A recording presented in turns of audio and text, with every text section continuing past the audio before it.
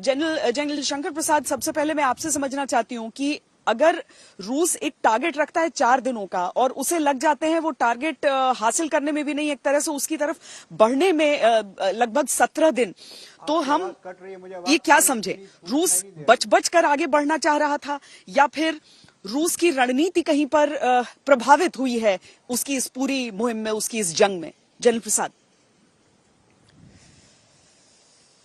जी, देखिए, उसकी रणनीति में कुछ ना कुछ तो बदलाव लाना ही पड़ता उन्हें, क्योंकि उन्हें इतनी उम्मीद नहीं थी कि जिस किस्म से यूक्रेन फोर्स वहां अपने मोर्चे पकड़कर खड़ी हुई है और वो इस तरह से पिच्ड बैटल देगी।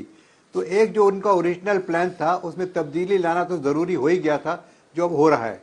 लेकिन बड़ी बात सोचने की यह है कि इसमें इतना समय क्यों लग रहा है, ये क्या सिर्फ केवल यूक्रेन की फौज इनको रोक कर बैठी हो इस बारे हो रहा है, या कोई और वजह भी हो सकती है? देखिए, इसकी 2 वजह हो सकती है। एक तो यूक्रेन की फौज बड़ी डट कर लड़ाई कर रही है और उनको रोकने की पूरी कोशिश कर रही है। दूसरा ये भी हो सकता है कि शायद रशियन फोर्सेस नहीं चाहती कि हम बहुत ज़्यादा डैमेज करें, वहाँ कोलैटरल डैमेज कम से कम हो, वहाँ की जो मेन सिटी में जहाँ पर पॉपुलेशन या सिविलियन रहते हैं, जहाँ और भी लोग रहते हैं, जहाँ बिल्डिंग है, उन बिल्डिंग को नाश ना किया जाए, नष्ट नहीं किया जाए। वो यही चाहते होंगे कि ज़्यादा से ज़्यादा कीव की बिल्डिंग बिल्कुल सहमत रहे, उनको कोई परेशानी ना हो, कोई टूट फूट ना हो, क्योंकि after all it's a very pretty city, और अगर टूट भी गई कुछ तो उसको दोबारा बनाना रशियंस को ही पड़ेगा। तो उनका मकसद ये नहीं है कि पूरी सिटी को बर्बाद कर दिया जाए। जो भी आप गोलाबारी देख रही हैं, मुझे लगता है कि वो सिर्फ एक तरह से प्रोफिलेक्टिक फायर है, एक तरह से दिखाने के लिए है।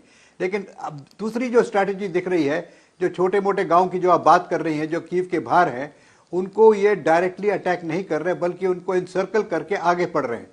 ये बड़ी करेक्ट स्ट्रैटेजी इसी तरह से होती है मोबाइल फोर्सेस की, कि जब इस तरह की कोई रुकावट रास्ते में आती है तो उसको वो साइड से छोड़ के, उस पर कुछ फोर्सेस छोड़ के, जिससे कि वो वहाँ से इनसर्कल हो जाएं, जिसको हम ओपन ग्राउंड में एक पिवट की तरह मानेंगे। हालांकि ये बिल्टअप एरियाज हैं, एक कम्युनिकेशन सेंटर्स हैं, तो इसमें झगड़ा करने से कोई खास फायदा नहीं है, नुकसान होता है।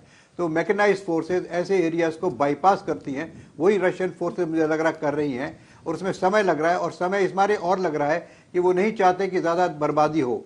तो जैसे अभी किसी आपके रिपोर्टर ने भी कहा था कि शायद 1-2 दिन में कीव के ऊपर कब्जा हो सकता है, लेकिन इसको देखना पड़ेगा कि किस तरह से कब्जा होगा कि नहीं होगा, और आखिर में जाके कीव के घुसते समय क्या स्ट्रीट फाइटिंग होगी, क्या गुरिल्ला वॉरफेयर की तरह से बढ़ेगी ये लड़ाई। तो ये सब देखने की बातें हैं। लेकिन हाँ, जैसे आपके पुष्कर वहां से रिपोर्ट कर रहे थे जी जनरल प्रसाद, क्योंकि यूक्रेन तैयारी इसी बात की कर रहा है, यूक्रेन यही चाह रहा है कि वो स्ट्रीट फाइट में तब्दील हो, क्योंकि वो अगर अपने बिल्टअप एरिया में उनका दुश्मन देश दाखिल होगा तो उनके लिए एक एज रहेगा। वो अपने इलाकों को जानते हैं, यहाँ पर पैठ है उनकी, और यहाँ के जो जिन इलाकों को वो डिफेंसेस बनाकर यहाँ पर बैठा है, यहाँ से बहुत बड़ी चुनौती रूस को दे सकता है। लेकिन इसीलिए ये समझना भी जरूरी हो जाता है कि रूस चाह क्या रहा है। गौरव, जिस तरह से हमने वो बमबारी देखी है और बमबारी को कीव के नजदीक आते देखा है, तो एक जो जनरल प्रसाद भी बोल रहे हैं कि कीव को तबाह नहीं करेगा रूस, एक इस प्रीमाइस को लेकर हम चल रहे हैं। लेकिन जितने करीब ये बम गिर रहे हैं अब कीव शहर के, जितने करीब ये बमबारी हो रही है, उससे क्या हम ये विश्वास के साथ इस समय कह सकते हैं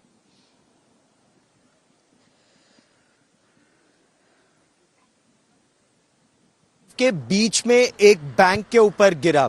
ये एक ड्रोन था, अनमैन्ड कॉम्बैट एरियल व्हीकल गिरा या गिराया गया, इस पर अभी क्लैरिटी नहीं है। लेकिन सिचुएशन ये है कि ये लड़ाई अब कीव के बेहद निकट आ गई है। हम इस समय बेला सिरकोव के एक इलाके में जा रहे हैं। ये तीसरा एक्सिस है जहां इस समय लड़ाई चल रही है।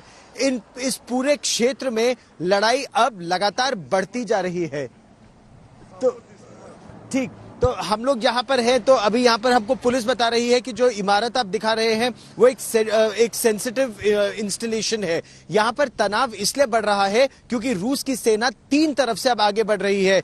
इरपिन बूचा जहां आप हैं, ब्रोवरी जहां हम लोग कल थे, और ये जो बेला सिरकोव का है रास्ता, ये तीसरे एक्सेस है जिस पर रूस की सेना आगे बढ़ रही है। और इसीलिए यहाँ पर बहुत तेजी से खतरा बढ़ रहा है। रूस कर क्या रहा है श्वेता? जैसा आप देख भी रही हैं, राजधानी कीव में सेंसिटिव जितने भी लोकेशंस है, जहां एयर डिफेंस एसेट्स है या जहां मिलिट्री इंस्टॉलेशंस है, जहां उनकी फौजी पिकेट्स है, उनको टारगेट किया जा रहा है। उन सड़कों को नहीं तोड़ा जा रहा, ताकि उन सड़कों के रास्ते ही रूस की सेना अंदर आना चाहती है। इरपिन और बूचा में वो ब्रिज तबाह हो गया, इसीलिए वो वहां अटक गए हैं। वहां पर इतनी जबरदस्त ATGMs, anti tank guided missiles और उपकरण वहां लगाए गए हैं, सैन्य साजो सामान वहां लगाए गए हैं कि वहां पर वो ब्रिज लेंग टैंक नहीं ला पा रहे, ब्रिज नहीं बना पा रहे, क्योंकि वहां भीषण लड़ाई हो रही है। अब वो उन डिफेंसेस को तोड़कर यूक्रेन के, तब रूस की सेना आगे बढ़ने का प्रयास करेगी। और इसीलिए इरपिन, बूचा, ब्रोवरी, इन तीनों जगह जबरदस्त फायरिंग हुई कल रात भर, शेलिंग हुई रात भर, और ये शेलिंग अब आने वाले समय में और बढ़ने की आशंका है।